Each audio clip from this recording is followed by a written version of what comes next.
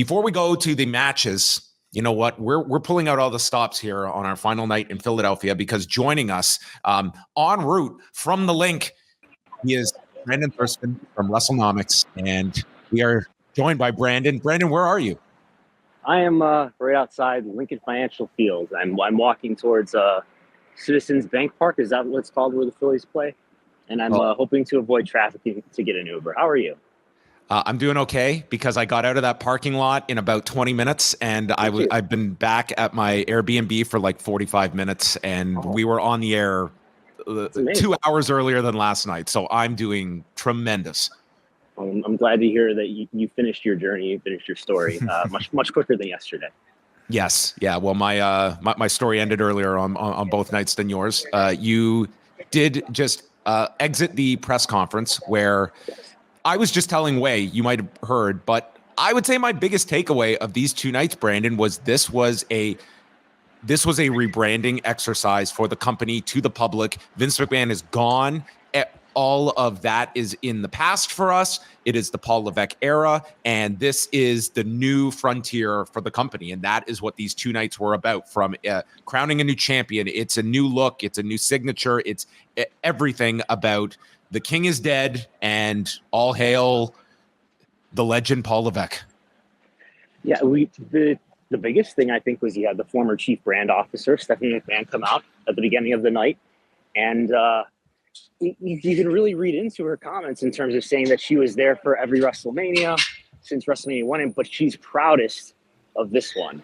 So you can really read it into, and we still don't know, right, what exactly led to her temporary leave, her coming back and then resigning as soon as Vince came back. We don't know, what the relationship was with Stephanie and Vince. I assume there was some sort of rift there, but it does sound like there was some tension there, and she's glad to be back. And I wonder if she couldn't come back for some reason. And it opens up another question, which I think was really encouraged by some of the comments that Paul Levesque made about, she was back as a guest appearance here at Hall of Fame, and on this night, is she an executive again?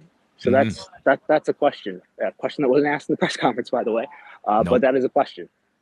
Yeah, and can you just explain how Paul Levesque, how he described Stephanie? Because again, that was one of the questions I would have had going into this press conference, and I mean, I certainly took it from Paul Levesque that this was not Stephanie just doing a appearance. This, she is back home, is how he characterized it.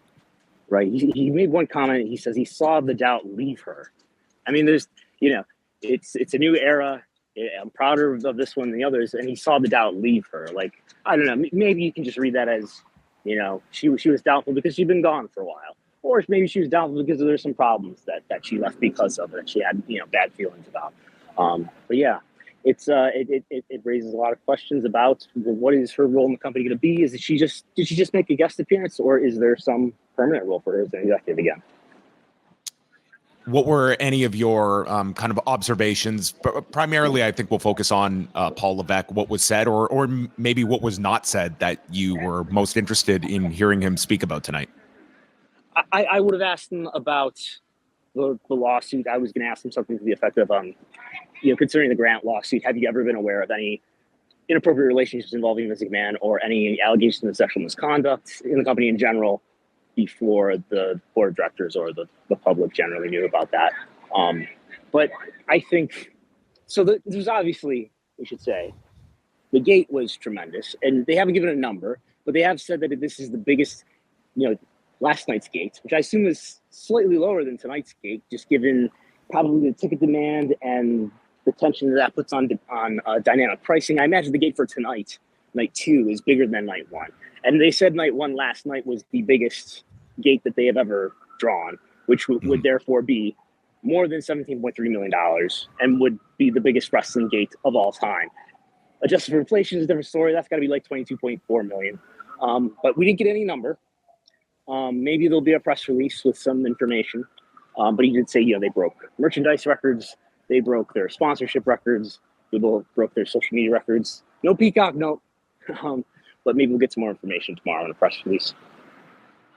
Yeah, and also adding that their domestic gate record for Raw that they set last Monday will be broken this Monday with the show at the Wells Fargo Center on top of that. So, I mean, they were very much pushing like these gate records that they're breaking, but yeah, absent any specific numbers that we have as well. And I mean, I feel like that was kind of the most substance we got out of Paul Levesque. Like it was like tonight, even more so than like night one. I mean, you got some concrete information, at least about Brock Lesnar. Like tonight very much felt like this was the victory lap press conference of, man, what an incredible 2 nights we got. And we're patting ourselves on the back. And that was, supported by a lot of the questions that were in that direction, I found.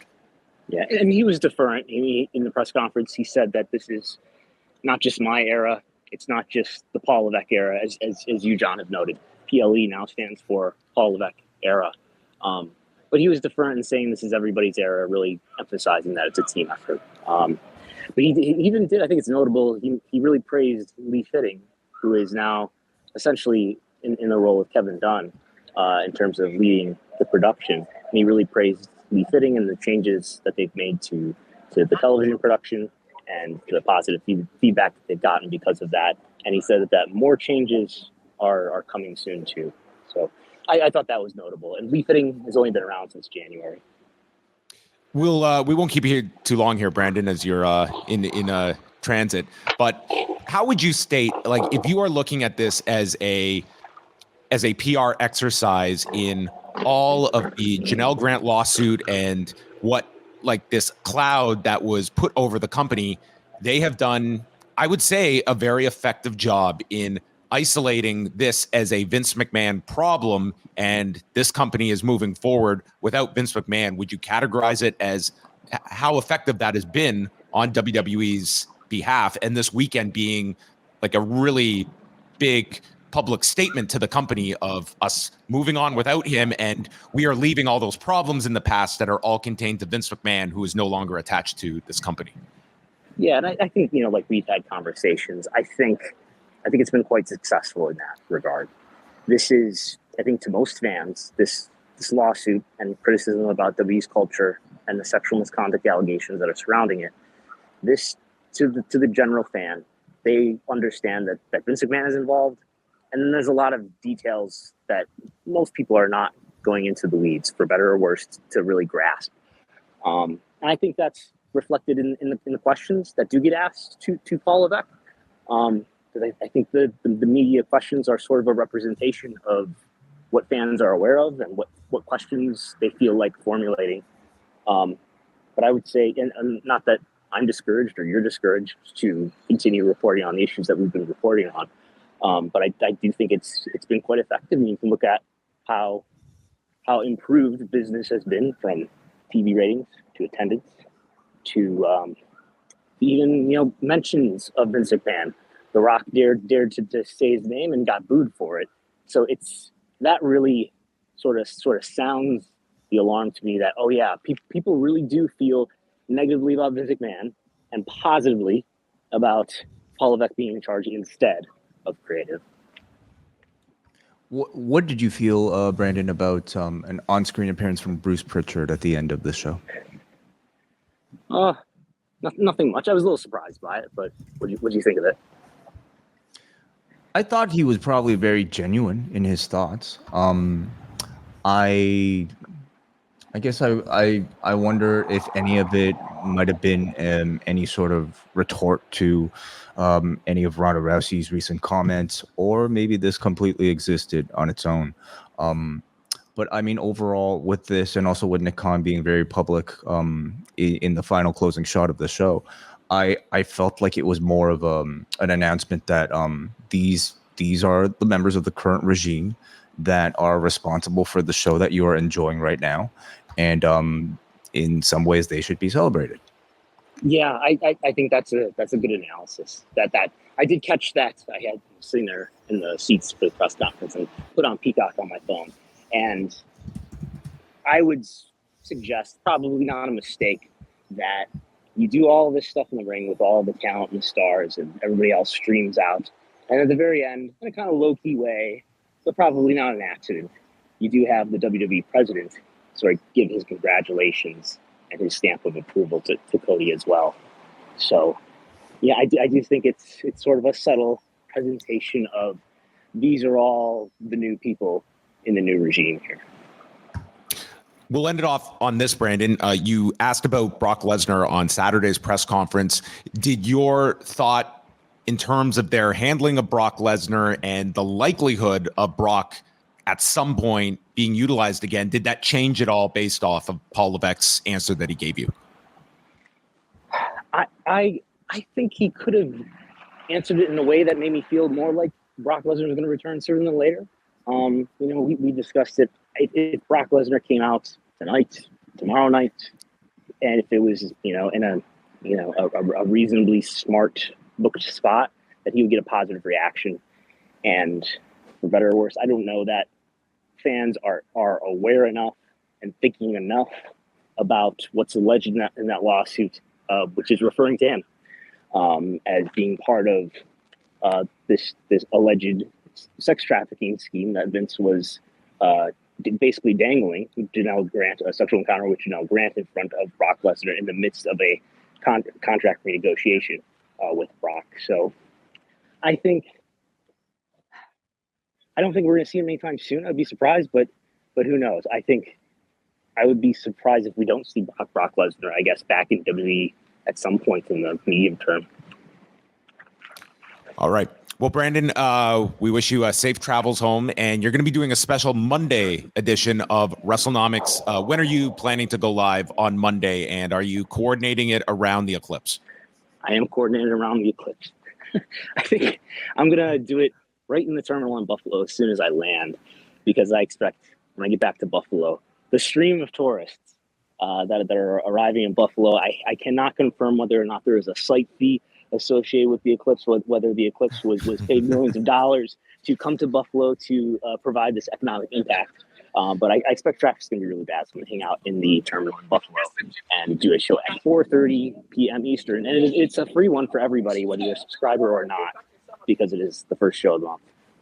Okay, well, if WWE drops that Monday morning post-WrestleMania press release, I'm sure Brandon will be all on top of it for WrestleNomics coming your way 4:30 Eastern. And do yourself a favor, go on over to patreon.com/WrestleNomics. And Brandon, it was great to hang out with you throughout the weekend and great work throughout WrestleMania season. Yeah, fantastic. I'll see you at Money in the Bank. Okay, thank you, Brandon. Thank you, Brandon. Take care, guys. All right, and on that note, we are going to flip back over to WrestleMania, and we'll do an actual run through of the card. We left off mentioning the fact that we had God Bless America from War and Treaty. And then in a similar start to night one, where it was Paul Levesque coming out and welcoming everyone to WrestleMania and kind of a big statement, rah-rah speech, it was Stephanie McMahon brought out, as we were just discussing. And she gave a brief speech about being at WrestleMania 1 when she was 8 years of age and has been involved in every single WrestleMania, which I thought was interesting language, as here is the connective tissue from WrestleMania 1 to the present of a McMahon, and kind of like this is the McMahon, for lack of a better term, of that binds our history together. This is the McMahon that unites all of these, like the past era, the current era, and the future, and stated that of all the WrestleManias, this is the most important because it's the start of the Paul Levesque era. I mean, this was as clear as you could take what this was to be. Like this, again, like this was a marketing effort from the company this weekend, when the most eyes would be on the product for its major show, that Vince McMahon is a memory, and one that we are not going to be remembering. Yeah. And it was an effort that took place across 3 nights. Okay. Between the first instance on WWE Hall of Fame with Paul Heyman giving his speech, and according to Paul Heyman, going against the wishes of the person, and basically providing center stage to Paul Levesque. But savvy enough to know what the what this exercise is, like what this company has been building all of this towards with this weekend. I also, at this point, really do have my doubts about whether or not it was going against the wishes, or if it was directly playing into the wishes of the Regardless, the it was a key takeaway from the speech. I mean, I only say that because the rest of the evening, the rest of the weekend, there was no shyness whatsoever about presenting Paul Levesque as this creative visionary for everything that we're supposed to be watching. His voice is in the signature. He wants all of us to know clearly that he is the person responsible. The company wants us to know clearly that Paul Levesque is the person responsible for this show and the creative renaissance, for lack of a better word, that we're enjoying right now. And it continued on night 2 with Paul Levesque delivering the opening address, and it continued on night 3 with Stephanie here. And it continued at the end of night 3 with Cody Rhodes directly bring Paul Levesque out for, what in essence to me felt like a real more of a victory lap, or at least, thank the maker for giving me this moment. Yeah. And at the press conference, again, Paul Levesque stating that Stephanie McMahon is back home. She belongs here. And I mean, you certainly took that language, and I wish it was just flat out asked of like Stephanie McMahon's involvement with the company, and especially on an executive level that you would assume her to based on a return to the company, that this was more than just an appearance. And the fact that she was brought out here, I certainly think you were led in that direction, and Paul Levesque's statements only enforce that idea. Yeah, I mean, we can interpret it in several different ways. At the moment, without really knowing for sure, he could just simply be talking about Stephanie being back on TV after maybe a long absence. Whatever confidence issues existed within Stephanie appearing, through public speaking, we had no knowledge of it, nor any sort of suspicion that she was going through that. Could be just something personal that, they were aware of. But from the sounds of it, it sounds like she will be continued to be involved with the WWE in some capacity, if maybe even just at the very least being around in the back more as a more constant presence.